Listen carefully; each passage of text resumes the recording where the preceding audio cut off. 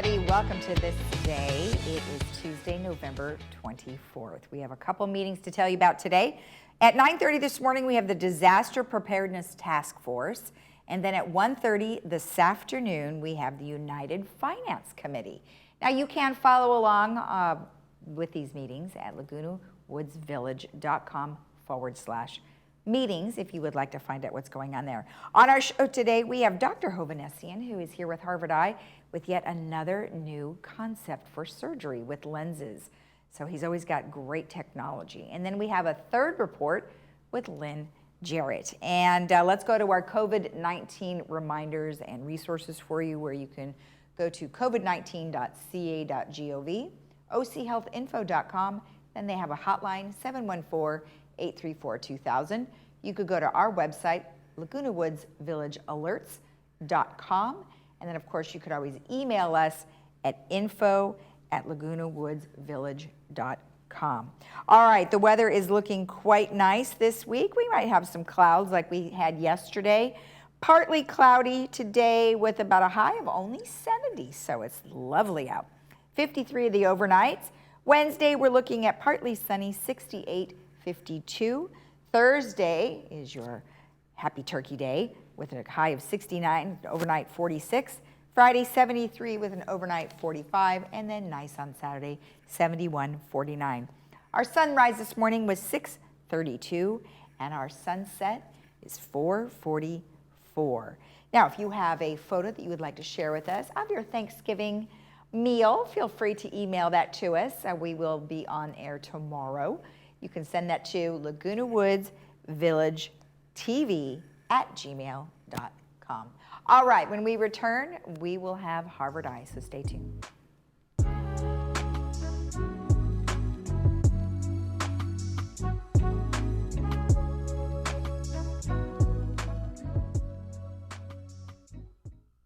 This is Dr. Trin from Irvine Clinical Research. I hope that during this pandemic that you're doing well and keeping safe.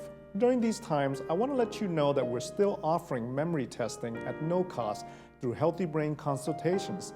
If you or your loved ones have concerns with memory loss, you don't need to leave your home to chat with me. We're offering these consultations online. Call us at 753-1663 to schedule your Healthy Brain consultation video chat. Thank you so much and take care.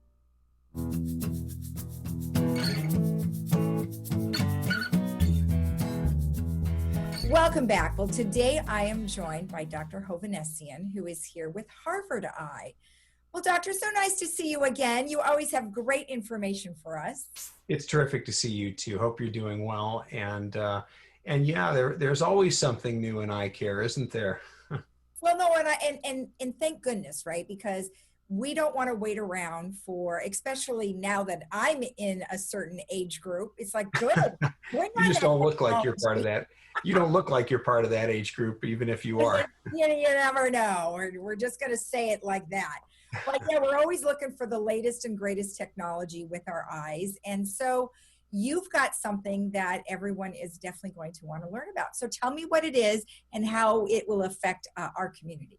Well, you're so right that things are changing all the time, and we don't want to wait. This is a technology that we've been waiting for since, well, let me just say, since I had hair.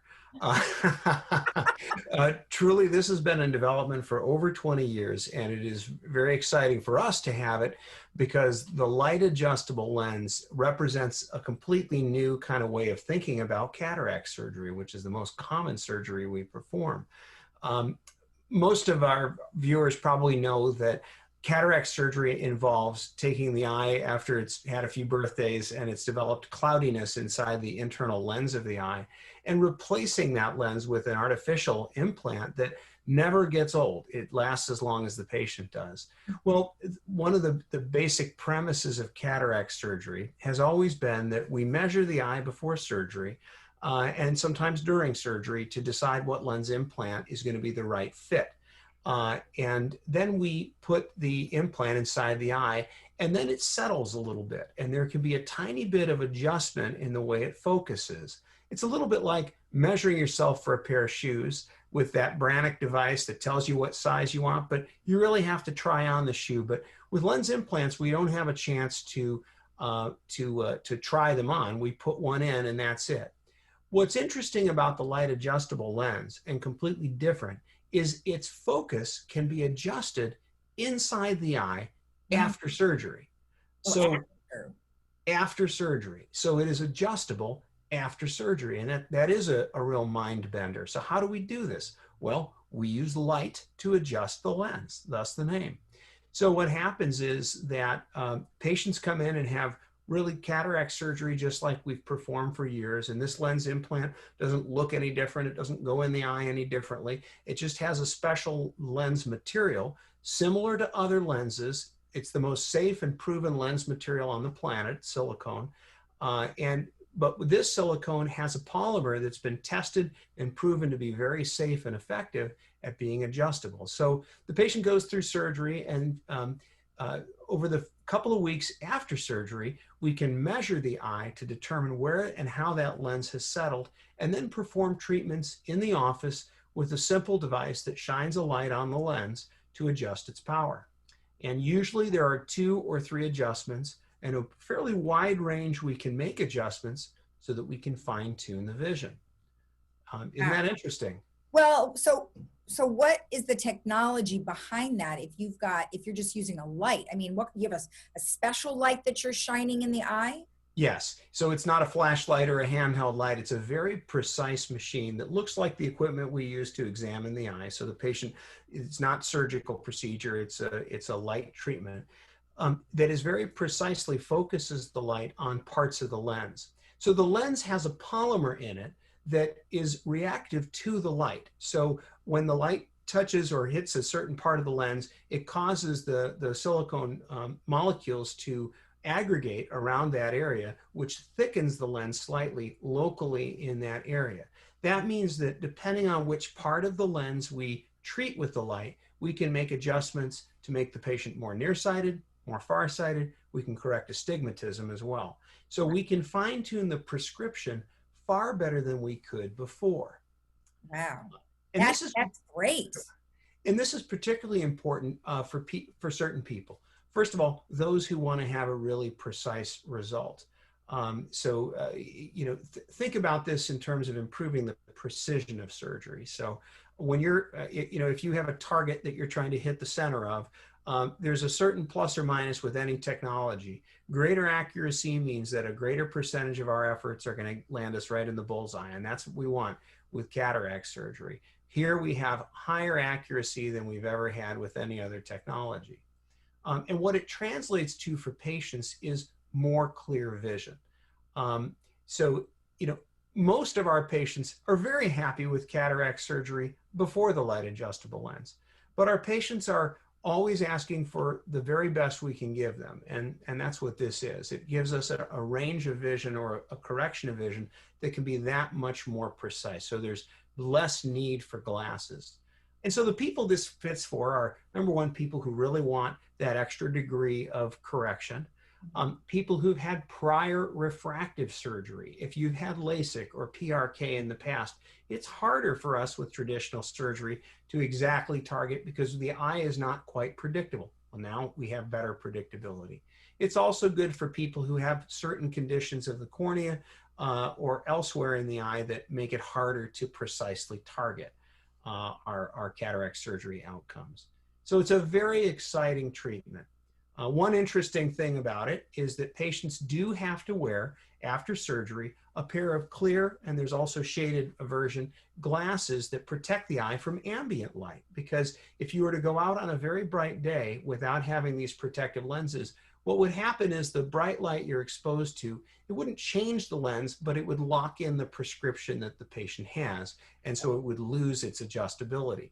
So for just those couple of weeks after surgery, during waking hours, we ask patients to wear these special glasses, and they're not terrible looking, but they protect the eye from light, and people can shower without them and do certain things without. But most of the time during waking hours, whether they're outside or in, we ask them to wear them so that we maintain that adjustability of their lens. And then once the final adjustment and lock-in is done, those glasses can go away and they can wear whatever cool shades they want to wear, or no glasses at all.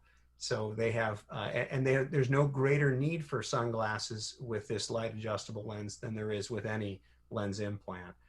The eye is back to normal once the adjustments are finished. So why wouldn't you move to this type of correction all the time?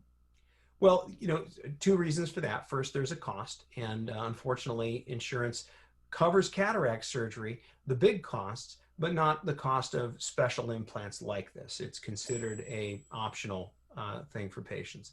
Second, the light adjustable lens does not yet have multifocal options. And so for patients who want certain choices in their surgery, we advise you just to talk to your surgeon, ask describe what you want. We spend a lot of effort understanding what our patients want so we can make a recommendation. For many of them, the light adjustable lens is an appropriate choice, but it's not for everyone. And so that's really something that we decide through discussion. Okay. Isn't it always the case? Something cool comes out that everyone will love and insurance doesn't cover it. And it's unfortunate because we hate to have that conversation. We wish everything were covered so every patient could be entitled to the best technology.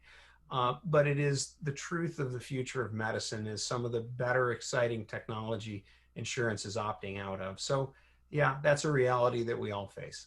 That's too bad because you know what, in the long run, they might save money because you won't have to readjust or fix. It would just be done and you wouldn't have to worry about it anymore. But hey, we're not the insurance company, right? Yeah, and to put a finer point on that, people as we get older, one of the things that we really wish to avoid is falling down. We lose independence when we fall. Well, it turns out almost half of falls in older people are caused by progressive or bifocal eyeglasses causing them to miss a step. And so if you can lessen your need for glasses when you go through cataract surgery, you actually significantly reduce your risk of a future fall that could take away your independence. So it's not just vanity that drives this, it's also safety. Oh, good. Now, I would imagine the manufacturers do try to meet with insurance companies. I mean, how does that actually work when something new like this comes out? Well, it fits into a category of product. So what happened is way back in 2003, the Medicare made the decision that implants designed to, that are sort of the fancy implants designed to correct vision would be allowed for cataract patients because previously Medicare patients couldn't even receive them. They were allowed, but the extra cost of the lens was not going to be paid by Medicare, that it would be a patient choice matter. And so they don't have to decide this on each new technology. This lens, like so many others, falls into that category where the patient has the choice to pay for it. We want patients to receive what is best for them. We don't have a vested interest in them choosing one over the other, but we encourage patients to understand their choices and make the choice that's right for them, because there is probably no object you will ever own in your life that you will use as much as the lens implant that we put in the eye during cataract surgery. You literally look through it every waking moment for the rest of your life. And so having one that is right for you, whether that's a basic implant or the most advanced offering we have today, it doesn't matter to us so much as it really matters to our patients. And so we try to spend the time helping them learn so they can make a choice that they're comfortable with. And very well said, because you obviously can't change what is covered and not covered, but you can make the choice that's best for you. So that was very well said. Well, excellent. Well, thank you so much. I mean, technology is awesome. I always love to learn about new stuff, and I'm glad that you guys have that available for the patient. And we have plenty of technology, so it's a pleasure seeing you. And thanks for having me on, and nice to share this with you today. All right. Thank you again. We'll talk to you again. Take care. All right. Bye-bye. And we'll be right back after this.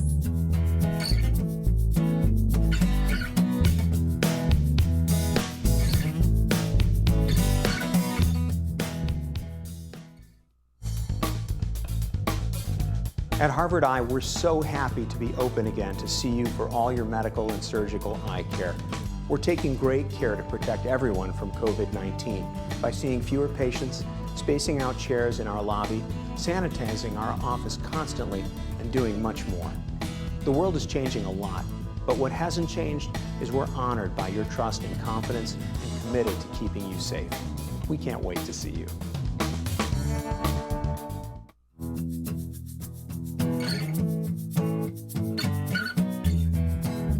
back. Well, today I am joined by Lynn Jarrett, who is here on behalf of Third Mutual with an update. Well, Lynn, thank you so much for joining us. How are you today? We're fine, thank you. How are you, Lisa? Very good, good. You know, we're just plugging along over here at Village Television, trying to make sure everybody stays informed. So I appreciate you spending some time with me today. Now, Third had their annual presentation, so Right. you're just going to get us kind of caught up on what happened. Yes, yes. We had a really nice presentation there at the annual meeting, and Robert Uchnick showed some wonderful slides for his treasury job. He does a wonderful job in his slides. He takes the ones from finance and he pretties them up. Does a good job. And Kush Bada did a wonderful job with his M&C slides. And of course, I had to show some slides on landscape. We had our election of officers, and Steve Parsons, president again, of course, and Annie McCary, first vice president, of course.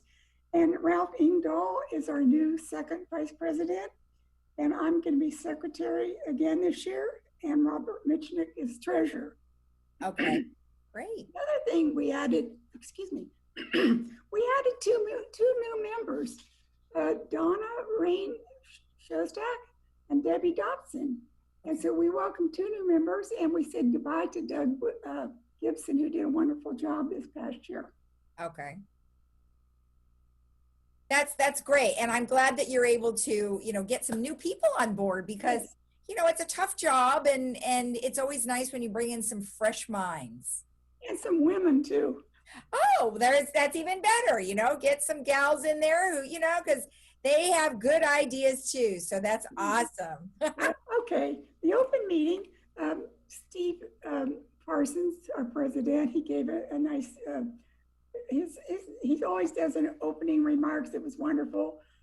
Jeff Parker, he did a COVID update, and it was really interesting because the day before, or that day, we moved into the purple zone, as you well know. Yeah. So that was bad. So he talked about that and about the effect of the activities around the mutual here, around our village. Right. For mutual. Then Siobhan Foster, I can't give her enough praise for what she did to get the census numbers up. Every meeting she went to, she talked about the census. We've got to get the census out there. So she did a wonderful job. And just this past week, she announced that we had 82% participation, the most ever. The last 10 years ago, we had only 67% participation. So I give Siobhan high praises for what she did to help make that happen. That's great. You know, and I know we talked a lot about that on Village Television too, because we really want to make sure, because monies given to the area are based on that number. So now you guys will at least include thousands more residents. Right, right. Yeah, we talked about it in a lot of our meetings throughout the, you know, third during the year and everything. But I like I say, Siobhan spearheaded that effort, and I really, she did a wonderful job. Mm-hmm.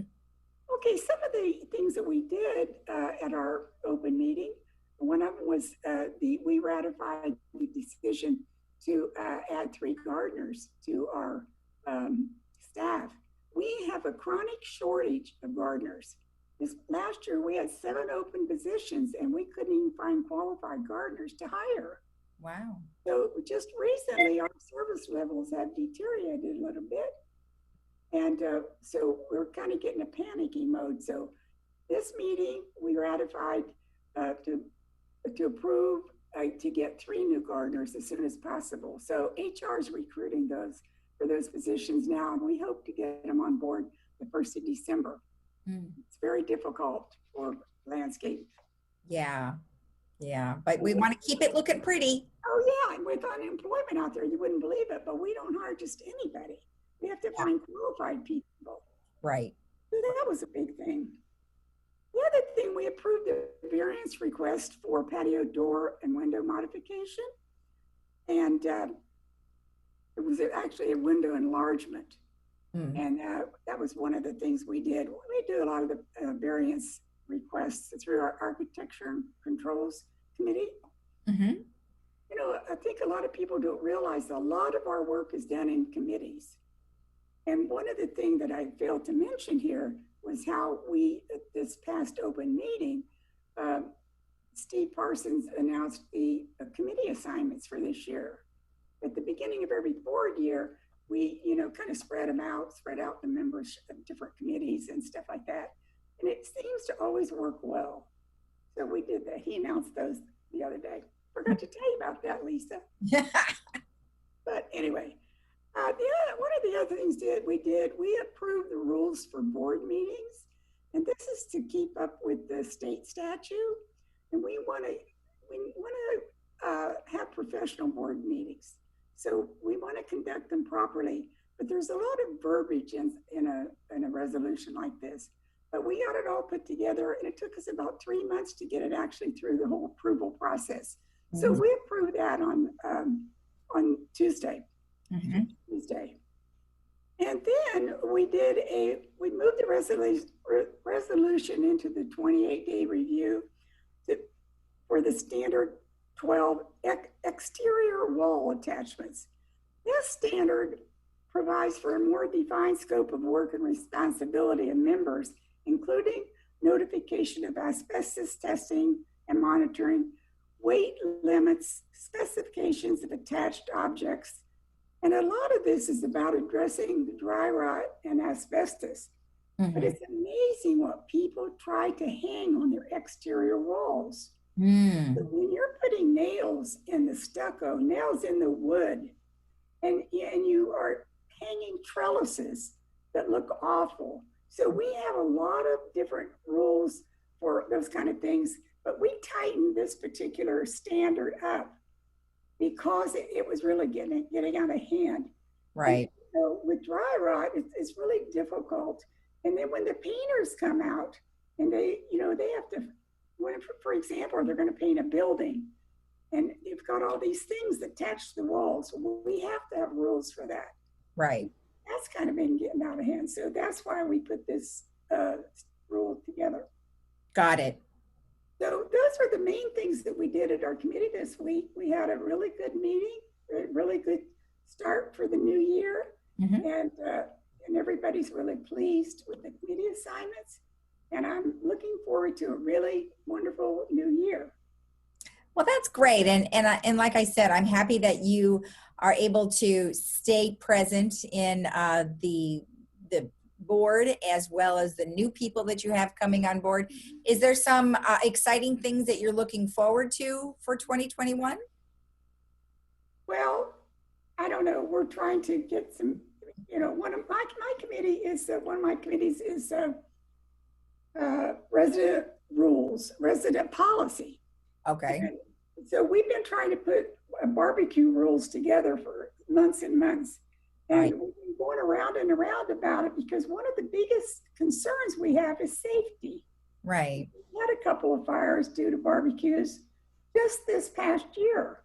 Yeah. That's why it's important. So I'm asking my committee, we're about finished. We'll probably take it to the board meeting in December for approval. But we wanted to really, really hone in on the safety of it. Right. We must do that. And especially in multi-story buildings. Oh, yeah. Yeah, because, you just don't want to have something happen and then it spreads and it goes to other buildings. So, I mean, of course. Well, good. Well, that'll be interesting because I do remember that being discussed earlier this year. And then we had all this COVID stuff. And so I think that sort of went on the back burner, so to speak. And then, you can bring that out going forward. So hopefully you'll have some sort of conclusion on that. So wonderful. Well, thank you so much for the update. I really appreciate it. Hey, thank you, Lisa. Nice seeing you again. You too. And we'll talk to you again. Okay, bye-bye. And we'll be right back after this.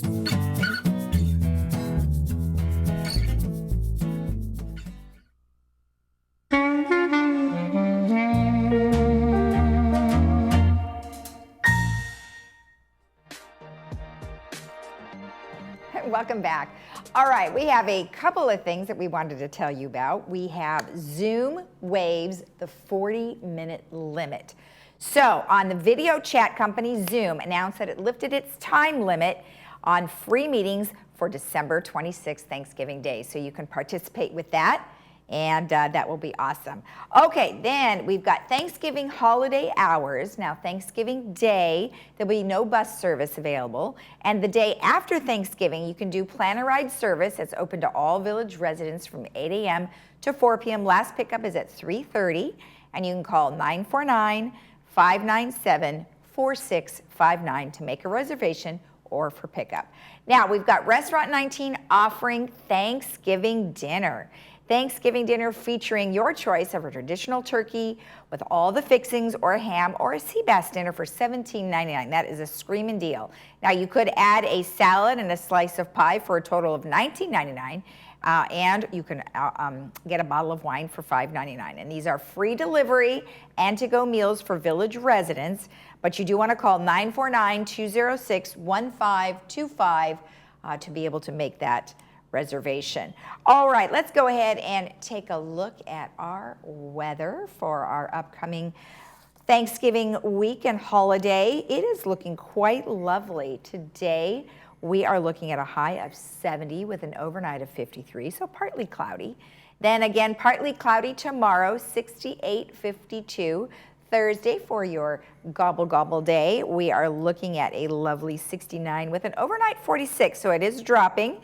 And then Friday, 73, 45, and then Saturday, 71, 49. Now, tune in tomorrow. It'll be our last Village Television This Day for the week, but we will be up again on Saturday. But tomorrow we'll be announcing the movies that we will have for Thursday and Friday. We'll see you again tomorrow at 9 a.m., or you can watch our program again today at 12:30 or 5 o'clock. Stay healthy. Have a lovely day. We'll see you again tomorrow. Bye-bye.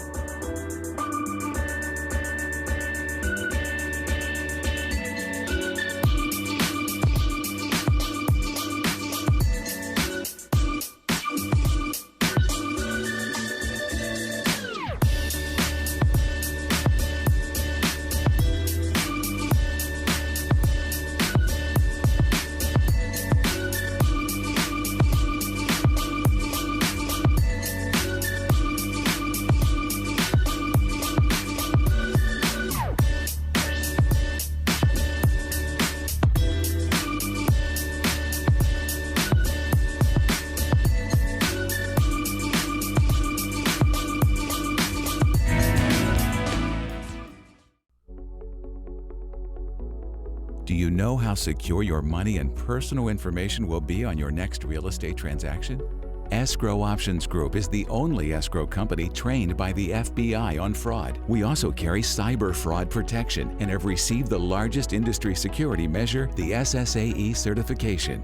Ask your real estate professional to open escrow with Escrow Options Group to ensure the protection of your funds and personal information on your real estate transaction. We consider hearing to be an essential part of your life. During this time of quarantine and isolation, you need to be hearing the best you can to understand how to stay safe and to hear your friends and family. Advanced Ear Care is offering service to everyone that needs help with their hearing aids, no matter where it was you purchased. If it's not working properly, please call for a free troubleshooting appointment. We even have hands-free, no-contact curbside service. There's no charge for this service. Advanced Ear Care is here to keep you hearing during these critical days. Tip, toss, take action. Don't give mosquitoes a fighting chance.